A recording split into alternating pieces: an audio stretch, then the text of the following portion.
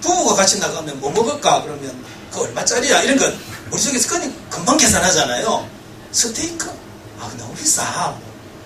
그리고 남편도 그렇고. 저는 사실은 남편만 무심한 게 아니라 부인들도 많이 무심하더라고요. 그러니까 머리 깎고 들어가도 남편 머리 깎았는지 수염 깎았는지도 모르고 남편들대로 머리를 어떻게 했는지 옷을 새로 입었는지 새로 산 바지인지 아닌지 모르고 이러니까 아무튼 좋은 경우를 제가 예를 못 들어서 죄송합니다. 아무튼 그런데 어찌되었든 간에 그건 어찌되었든 간에 연애를 하면 어떻게 되나요? 첫째는 평가가 없어져요. 일단 연애를 하면 당신이라면 무조건 뭐든지 해줄 게잖아요. 그리고 예를 들면 집에서 뭘 하면은 맨날 잔소리도 듣고 혹은 평가에 대한 문제, 돈 어디다 썼어 이런 것까지 서로 이야기하게 되지만 연애는 그런 게 없어지거든요. 연애 소설을 읽으면 뭐가 먼저 생깁니까? 감정이입이 되면 애인이 생기는 거잖아요. 갑자기 연애 소설 읽으면서 내가 행복해지잖아요. 갑자기 나만 보면 당신은 아니면 못 살겠다는 놈이 한 놈 생겼어요. 또 한쪽 남자 입장에서 당신은 정말 이 세상에서 가장 하고 싶고 저거 이러면서 그냥 나만 쳐다보면 웃는 여자. 집에서 나만 쳐다보고 웃는 여자 있으신 분들은 신경 쓰지 않으셨겠지만 그런 걸 보면은 사람들이 굉장히 큰 위로를 느껴요.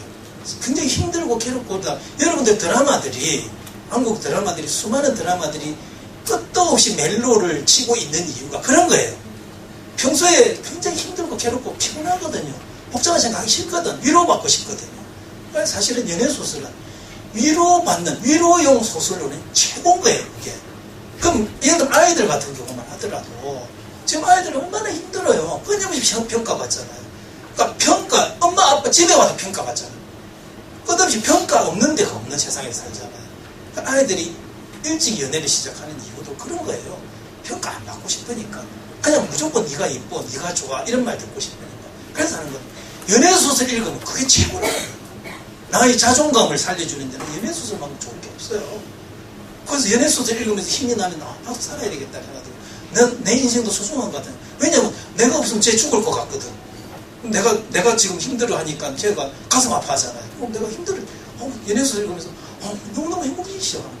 연애소설의 행복한 감정과 연애소설이 주는 굉장히 개혁적인 의미가 있어요. 그건 제가 역사적인 그것도 제가 좀 이따 다시 설명을 하나 해드리겠지만 아무튼 그런 게 있어요. 그러니까 연애소설 읽어도 상관이 없어요. 좋은 거예요. SF 소설은 사실은 어떤 것이냐면 SF 소설은 지금 현재 상황을 말도 하기 싫은 상황에 쓰여지는 거예요. 현재 상황이 짜증이 나가지고 말도 하기 싫으니까 지금 현실에 대해서는 아예 그냥 입도 꺼내기 싫으니까 저 세상 다른 곳에다가 내가 세상을 하나 만들어 놓고 그 세상에다가 내가 만들어 놓았다는 건 무슨 뜻이겠어요? 내가 생각하는 뭔가 아름답고 멋진 세상을 만들어 놓고 싶었던 거죠. 그 세상에 가가지고 삶에 대한, 인생에 대한, 사람에 대한 이야기를 하는 거잖아요. 그러면 그 속에 담겨있는 밑바닥에 깔려있는 의미는 무슨 의미겠어요? 현실 모순을 어떻게 고치고 싶다는 마음이 강렬하게 깔려있는 게 SF 소설인 거예요. 그 SF 소설은 사실은 무협지 같은 경우도 기본적으로 그런 의미가 있는 거예요.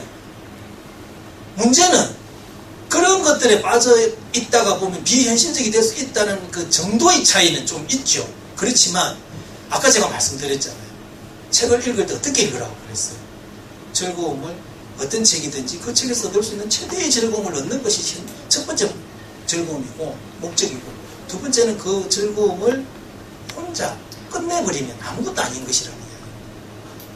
무협소설 읽고 너무너무, 무협소설도 사실은 여러분들, 저는 어릴 때 무협소설 읽고 굉장히 위로를 많이 받았는데, 왜 그러냐면 제가 굉장히 어릴 때 굉장히 힘들게 자랐거든요. 굉장히 힘들게 자랐는데 무협소설 읽으면 꼭 그런 과정이 나오잖아요. 꼭 고난에 처해요, 주인공은. 꼭 고난에 처하는데 뜻밖의 사람이 한 사람 나타나가지고 나를 구해주고 가르쳐줘서 절대 고수를 만들어서 감옥에 내보내서 결국 장군부 자살하게 만든다, 이런 거잖아요. 그러니까 그런 이야기들을 하면서 너무너무 사실은 위로를 많이 받았었어요. 사실은 그래서 무협소설도 꼭 나쁘다고 이야기하면 안 된다고 내가 끝없이 이야기하는 게, 무협소설 다 결국 보면은 그 고난과 고행의 연속 속에서 결국 잘 되더라, 이런 이야기거든요. 여러분들 지금 한국의 드라마들은 연애소설 다 하기 무협소설 짬뽕이에요. 줄거리 다 그래요. 여러분들 무협소설 보면은 그런 거 많잖아요. 알고 보니 걔랑 배달은 형제들아, 이런 거. 알고 보니 모여서도 뒤에 보면 그런 굉장히 많거든요.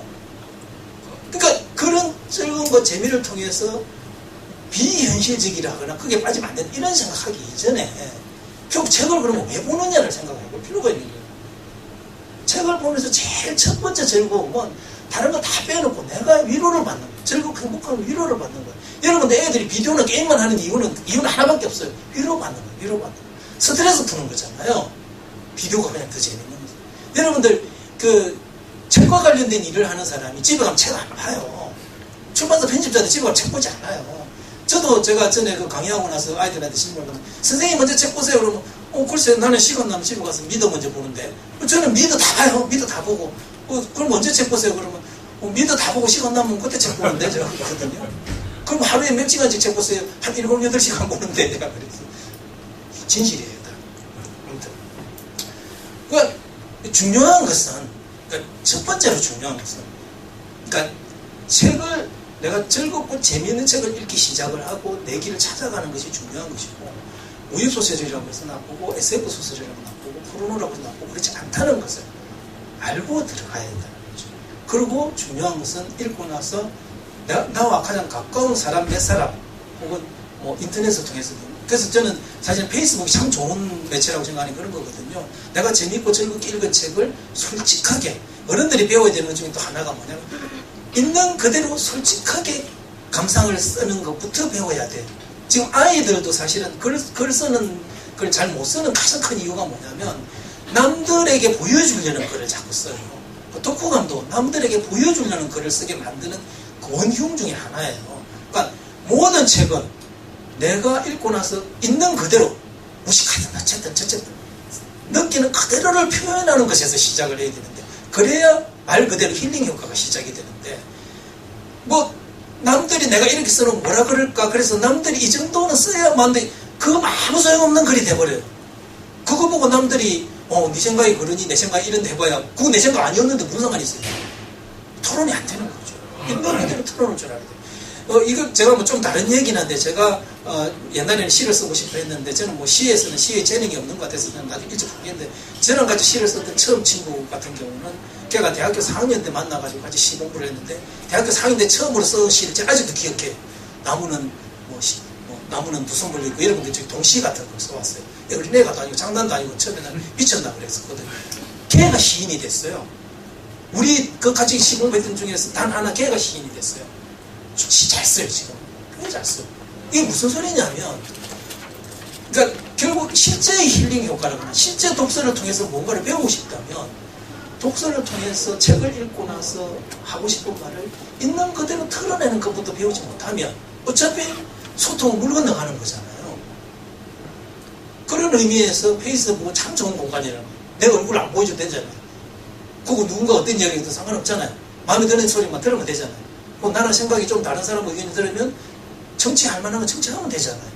그리고 중요한 것은 나랑 생각이 다른 사람이 다른 의견을 달면 여러분들 꼭 뭘 물어봐야 되느냐면 왜 그렇게 생각하세요? 라고 물어봐야 되고 상대방이 왜 그렇게 생각한다는 설명을 안 달면 별 의미가 없는 거예요. 이유가 없는데 무슨 소용이 있어요? 왜 그렇다고 알아야 그러면 당신은 무슨 책을 좋아하세요? 이게 아니면 그럼 왜 그 책을 좋아하는데요?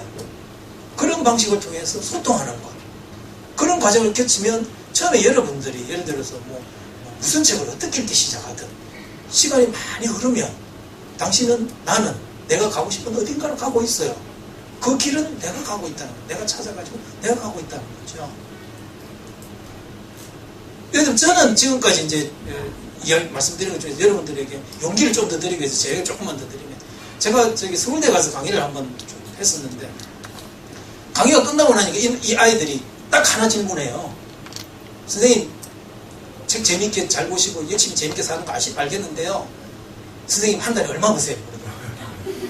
그러니까 아이들의 생각은 뭐냐면 그냥 네가 하는 게 재밌어 보이기도 하고 뭐 좋아 보이기도 하고 책도 잘 읽는 것 같기도 한데 먹고는 사냐 이거죠. 저보고. 그러니까 애들이 책 쓰고 뭐 글 쓰고 책 보고 이렇게 산다고 하니까 그러니까 아직도 한국이 조금 그러면 책 쓰고 뭐 글 쓰고 이러면 뭐 먹고 사는 줄 알아서 제가 나중에 너 내가 무슨 차 타고 다니는지 아니? 그러니까 애들이 대체적으로 뭐라 하냐면 티코에서부터 시작해요. 그러니까 글 쓰는 사람들 돈이 없으니까 티코, 모닝 그 이상은 뭐 쓰기 힘든데 뭐 이런 아반떼 이런 네가 생각해보면 곱하기 3이나 4는 해야 돼 내가 그러거든요. 내가 우리 집 이야기도 해요. 내가 정말 잘 살거든. 제가 그런 이야기 일부러 갔어요.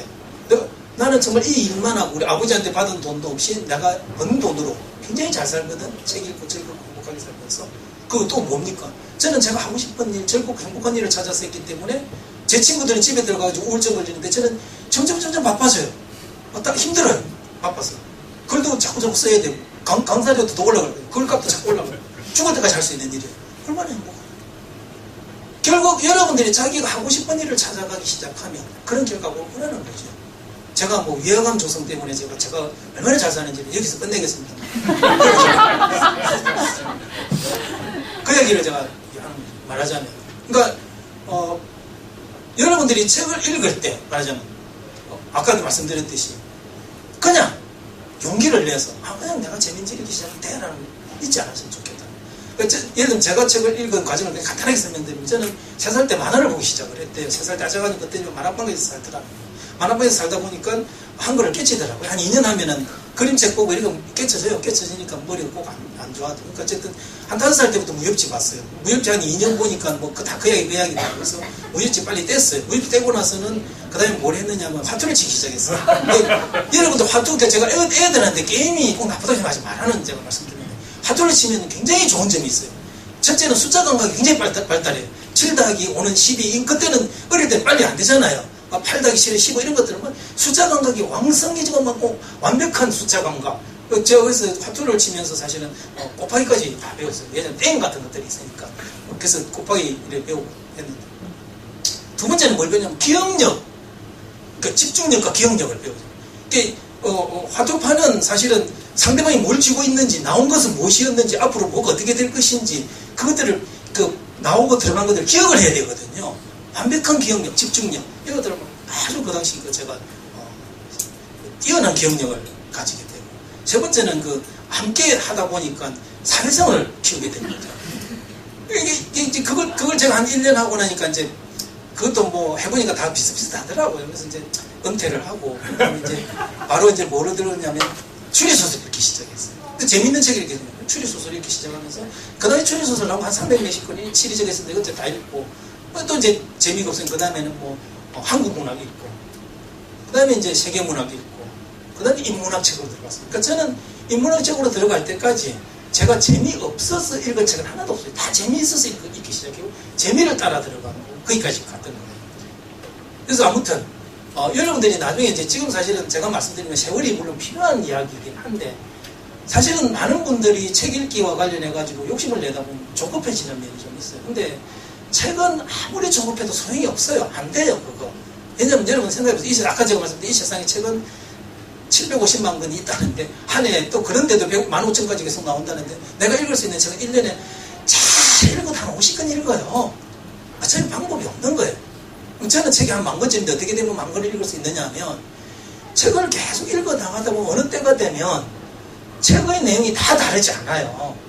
다 비슷비슷한 갈래로 나눠요. 그래서 제가 아까 강의를 12가지를 할 때 12가지 강의를 할 수 있는 이유가 뭐냐면, 대략 한 12가지 중대로 주제를 나눠서 갈래를 확인하고 정리하고 나면 대충 책 딱 보면 이 책은 대충 무슨 이야기고 저 책은 무슨 이야기를 하려고 하는 걸 다 알게 된다는 거죠.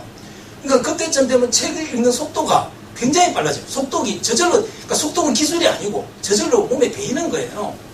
그러니까 전혀 처음 보는 책은 어차피 속독이 안 돼요. 내용을 모르는 거기 때문에. 근데 대개의 경우 속독이 굉장히 빨리 읽을 수 있게 되는 거죠. 그러니까 아무튼 여러분들이 책은 어차피 마음이 아무리 조급해도 한꺼번에 많이 못 읽어요. 그러니까 어차피 천천히 갈 수밖에 없으니까 시간을 여유를 두고 길게 보고, 중요한 것은 배워야 되는 것은 책이 얼마나 재미있는 것인가를 배우죠.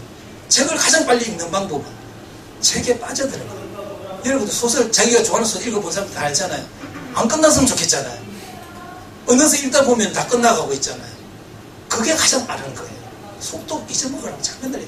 그러면서 천천히 읽고 싶은 책 읽고, 중요한 것은 아까 제가 말씀드렸듯이 빠지면 안 되는 게 독후감, 토론. 자, 그럼 여기서 이제 독서회와 관련된 이야기를 조금만 더 해요. 독서회가 지금 사실은 전국적으로 제가 너티나무에서 일을 할 때부터 내가 안타깝게 생각하는 게, 독서회는 아무리 조직해도 한 1년 이상 다 흐지부지 되고 잘 안 돼요. 이유는 두 가지예요. 첫째는 다 사람이 그 사람이거든요. 그러니까 처음에는 사람을 알아가는 재미, 또 쟤는 무슨 생각하는지 아는 재미, 이렇게 저렇게 하다 보면 시간이 한 1년 지나고 한 2년 지나도 쟤가 하는 말 그 말이 그 말이고, 쟤가 하는 말 그 말이 그 말이고, 또 쟤가 하는 말도 그 말이 그 말이고, 나중에는 말 안 해도 알아요. 같은 책 읽고 왔어. 네가 이야기해봐. 한두 마디 되면 알겠어. 그래서 내가 늑대했어. 이래 돼버려요. 그럼 이제 재미가 없어지고. 그러니까 사실은 독서가 제대로 되면 선생님이 한 사람 있는 게 제일 좋아요.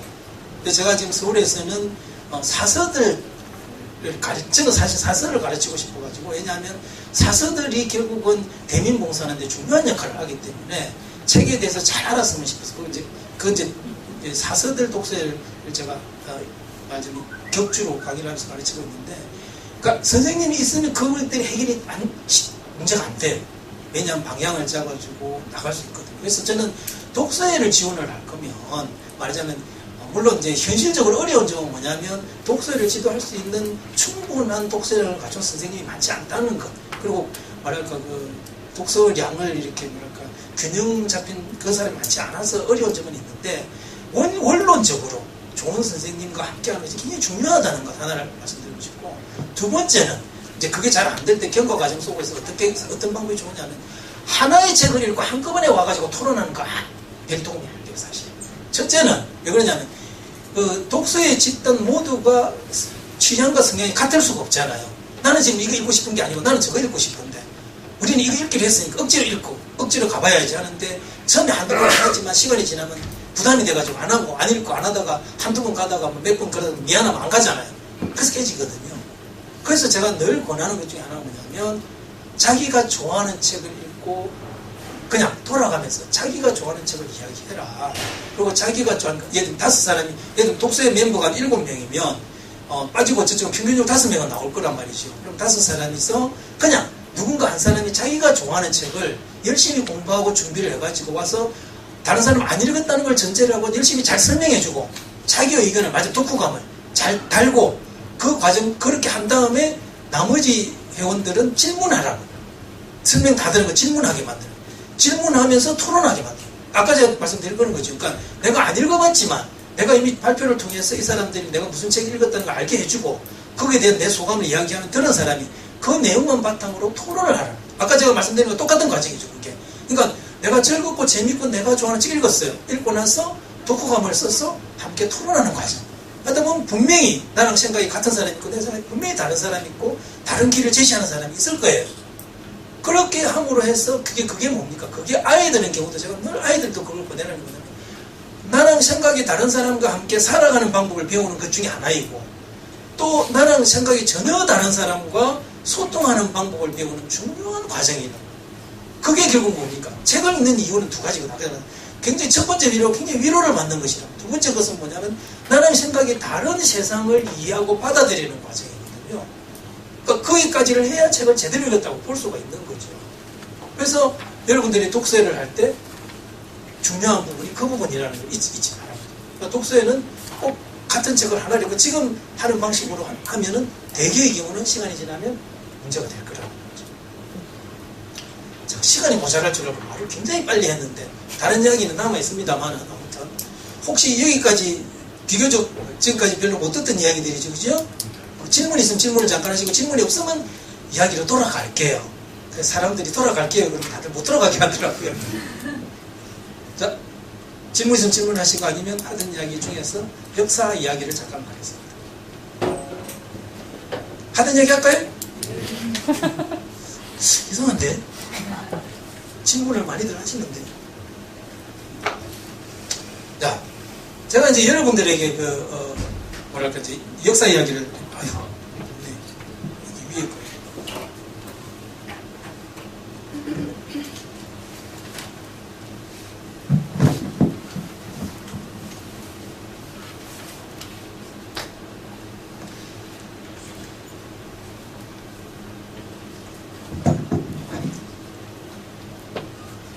이제 제가 이걸 역사 이야기를 이제 대체 들었는데 시간이 어디까지 할 수 있을지 모르겠는데, 시간이 되면 소크라테스하고 노는 이야기까지 좀 해드리면 좋겠는데, 제가 이제 이것도 이제 책에 쓴 내용이긴 합니다만, 제일 처음에 이제 이런 거죠. 우리가 살아오면서 우리가 역사를 이해하는 것은 왜 역사가 중요한 것이냐면, 사실 우리는 늘 오늘의 내 모습은 어제의 결과잖아요. 그 어제의 결과가 오늘의 내 모습이라는 거죠. 그러니까 어제의 모습, 어제 내가 무엇을 했느냐가 오늘 내 결과로 나타났다면, 어제를 잘 알게 되면 내일 내 모습을 어떻게 만들고 싶으냐에 대해서 역사를 알면 내가 어떻게 하면 되겠다는 걸 알 수 있게 되는 거죠. 역사를 공부하는 이유는 그거 하나밖에 없어요. 실제로 역사에 대해서 누가 어떻게 했고 어떻게 했고, 그보다 더 중요한 것은 그 당시에 오늘날 내가 적용할 수 있는 역사적인 교훈이 뭐냐가 사실 중요한 거죠. 그래서 아무튼 그런 의미에서 볼 때 우리가 책과 관련해서 확실하게 이야기할 수 있는 하나밖에 없어요. 그러니까 과연 어떤 책이 정말로 여러분들 그동안 들어왔던 고전이라는 책이 세상을 바꿔왔는지, 정말 어떤 책이 세상을 바꿨는지에 대해서 사실 늘 저도 궁금해왔고, 도대체 어떻게 해야 답을 얻을 수 있는가? 답은 없거든요. 답은 없는데 그 답을 구하기 위해서 학자들은 그럼 연구하지 않았을까?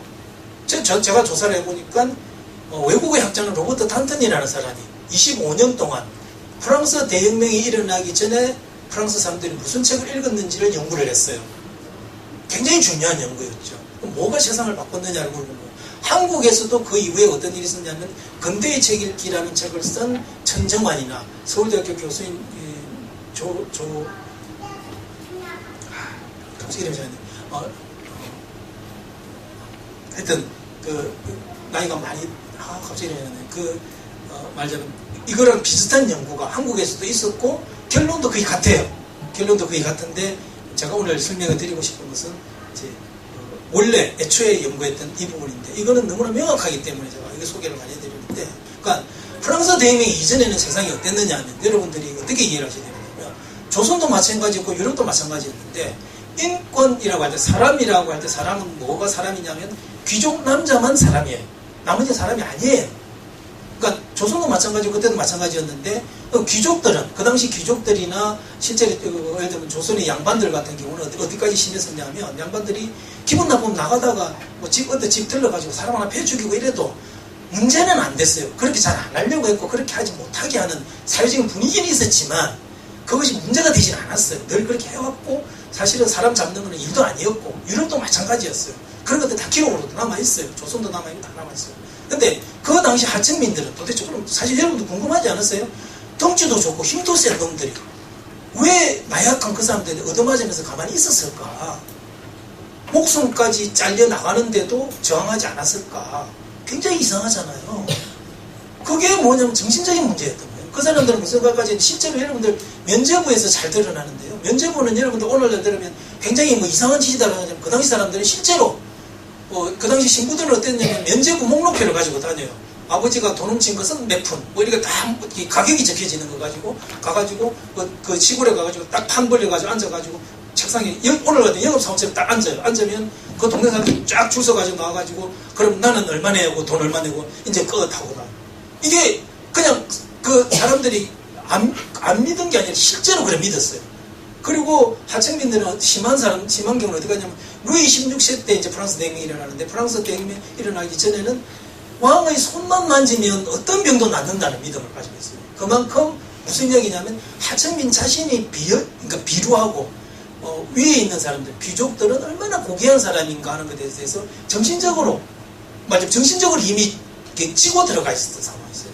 그런데 정말로 놀라운 것은 1789년에 프랑스 대혁명이 일어난 것은 잘 안 잊어먹는데 789년이에요. 그래서 잊어먹을 수가 없죠, 사실은. 1789년이었는데 1789년에 일어나기 이전에 그랬던 사람들이 느닷없이 갑자기 1789년에 인권 선언을 하면서 만인은 평등하다는 선언을 해버려요.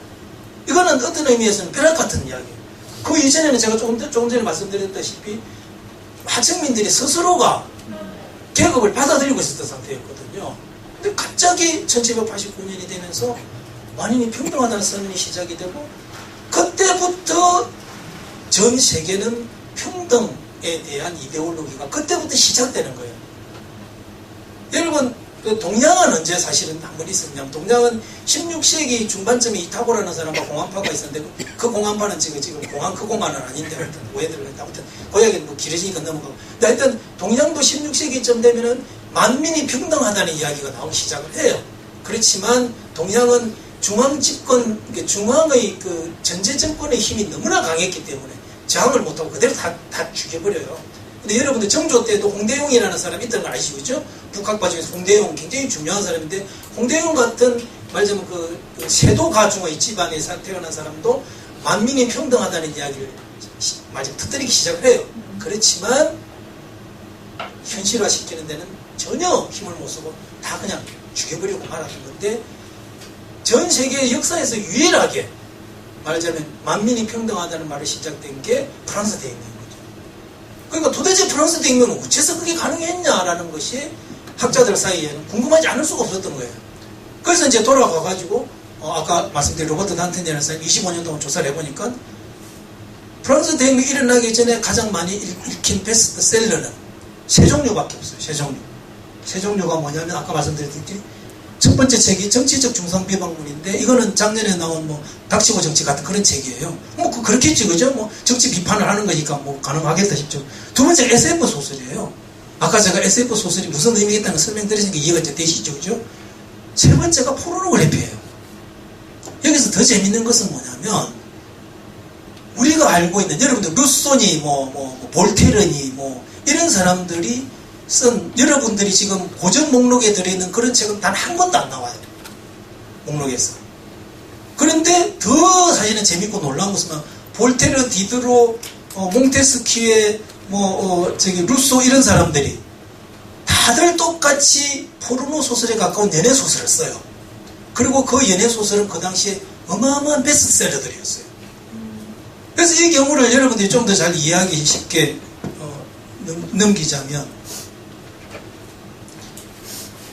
루소의 경우를 보면 이해하기가 이제 가장 쉬워요. 루소의 경우가 제일 재밌는데요. 루소는 여러분들이 이제 알고 있는, 루소는 책 뭐가 기억나세요? 물어보면 대체적으로 이제 에밀 그리고 사회계약론 이 두 가지 이야기하는데, 에밀은 그 당시 많이 팔린 책이긴 해요. 그렇지만 뭐 그렇게 대단하지 않았고,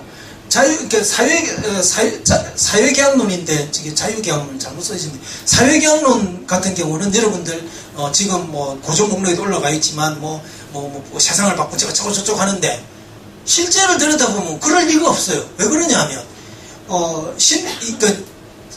사회계약론이라는 책은 1762년에 출간이 되는데요. 1762년에 출간돼가지고 1789년에 프랑스 혁명이 일어나기까지 2000권 이상 찍은 적이 없어요. 한 번 딱 찍고 말았어요. 그럼 2000권을 찍으면 몇 사람이 제대로 읽었다고 이해를 하느냐 하면 10명 정도라고 생각해요. 이게 왜 그렇게 설명들을 하느냐 하면, 여러분들 책 사서 보면 알잖아요. 내가 사서 어떤 책인가를 사서 봐야지라고 마음먹어서 샀어요. 사서 일단 바로 잘 안 보잖아요. 더군다나 첫 페이지를 넘겼는데 이거 좀 어렵네, 나중에 봐야지 놔주잖아요. 그죠? 그래서 반은 그렇게 해요, 대체적으로. 그래서 한 서문 조금 보다가 보니까 이거 되게 어려워요. 재미도 없어요, 사회계약론은. 아무튼 그러니까 보다 보면 1장 정도 애써 보다가 또 이거 정말 두고두고 읽어야 될 책이네 하고 또 덮어놔요. 그게 또 반전도 떨어져 나가요. 그렇게 저렇게 떨어져 나가면 나중에 다 읽은 사람 중에서도 충분히 이해한 사람 몇 사람 안 나와요. 그래서 한 2000권 찍었다고 그러면 한 100점 이해했다고 봐야 되는 거예요. 근데 실제로 기록상으로 사회경제론 책은 프랑스 대혁명이 일어나기까지 2000권 이상 찍은 적이 없어요. 그리고 여기서 보시면 알겠지만, 정치 논문에서 그 당시에 사회경제론을 진짜로 얼마나 읽었나 해서 조사를 해보니까, 정치 논문을 봐도 1114권이라는 정치 논문에서 레퍼런스 한 거, 참조했다는 게 12권밖에 안 나와요. 안 읽었다는 소리잖아요. 그런데 루소가 쓴 연애소설은 어마어마하게 읽어요. 그게 신 엘로이즈라는 소설이에요. 이거는 1761년, 그러니까 사회계약론은 1762년에 출간이 된 건데 1761년에 출간된 거거든요. 115세를 찍어요. 정말 현대로 보면 이건 정말로 밀리언도 보통 밀리언이 아닌 거예요. 제가 쓴 책 중에서 지금까지 제일 많이 팔린 책은 인문학으로 광고하던데, 제가 어저께 32세 받았어요. 그게 한 10만 부 팔린 거거든요. 근데 이게 115세면 도대체 정말 이 당시는 저작권도 지금만큼 확립이 안 되던 때이기 때문에 사실은 얼마나 읽었는지 얼마나 찍었는지 사실 모르는 분량이에요. 더군다나 그 당시 책을 어떻게 읽었느냐 하면,